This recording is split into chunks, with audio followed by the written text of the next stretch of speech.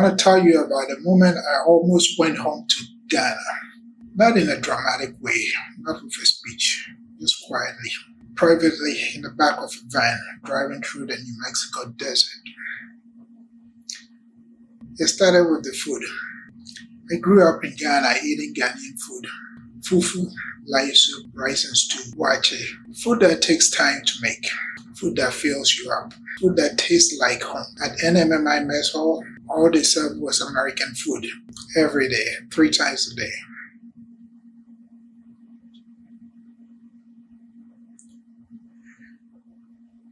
The first 2 weeks I tried just about everything. I pushed the food around on my plate. Took bites. I put the fork down. By week 3, I have narrowed it down to 2 things I could eat. Corn dogs and orange juice.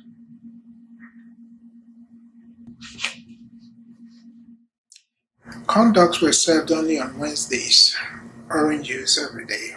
So from Wednesday to the following Wednesday, I survived on only orange juice and water. By week 4, it was mainly orange juice, but every now and then I drink some water to support it, to support life. I wrote home to my dad in Ghana, told him what was happening, but the fastest way back then to send anything back home was through fax. But my dad didn't have a fax machine, so I resorted to sending a letter by snail mail, and then I waited.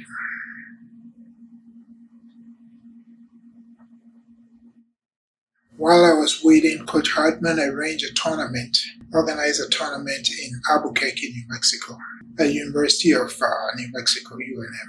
We loaded the van and drove to Albuquerque.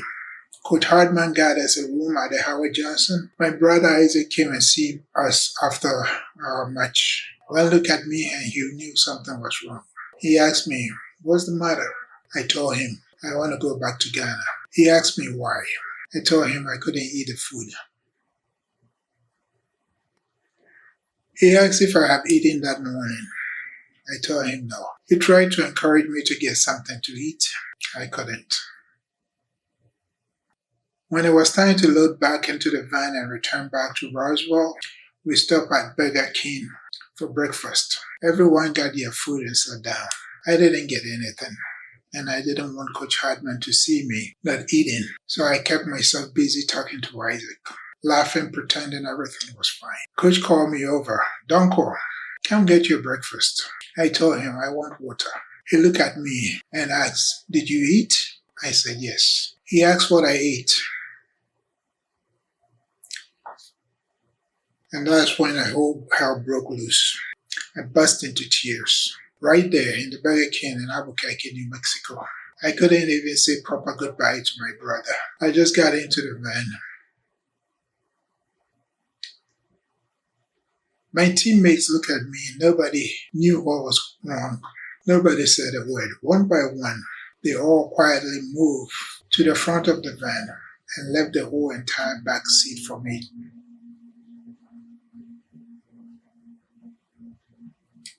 I cried like I've never cried before. Not soft crying, not quiet tears. I cried like something had broken in me.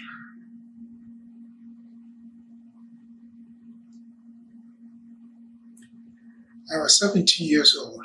I had left my country, my family, everything familiar, for a desert town that looked nothing like home, for a food I couldn't eat, for a bed that was comfortable but lonely, and for a language I was still learning to understand. And in that moment, I cried myself to sleep. When I woke up, we were 30 minutes away from NMMI. I had been sleeping for 3 hours.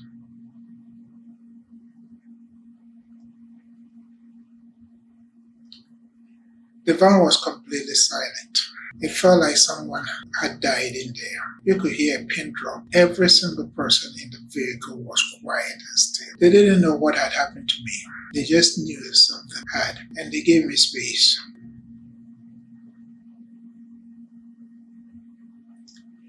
We got back to campus.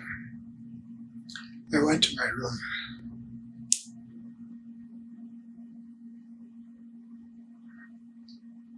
The next morning, I went to see Coach Hardman. He looked at me, and then he said something.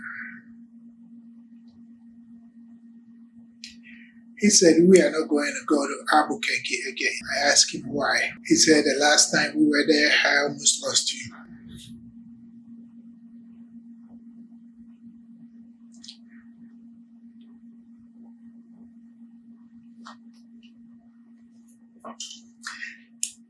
I told him about what I had been going through, the food, the weeks of orange juice, the letter home that was still waiting for a reply. He listened. He didn't make it dramatic. He just kept encouraging me, kept checking in. A few days later, I told him, I can eat pizza now and cereal. He nodded and laughed.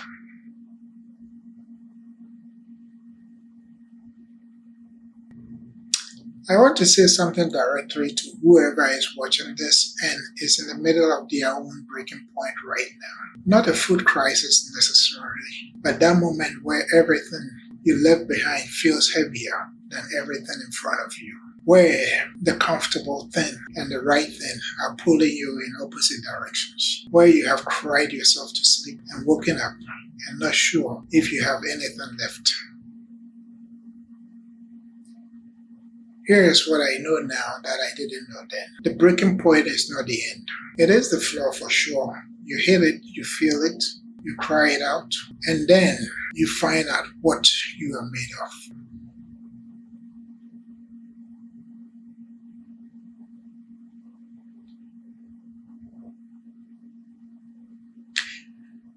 I stayed. I got back to eating. I got back to training. A few months later, I was number one on the team.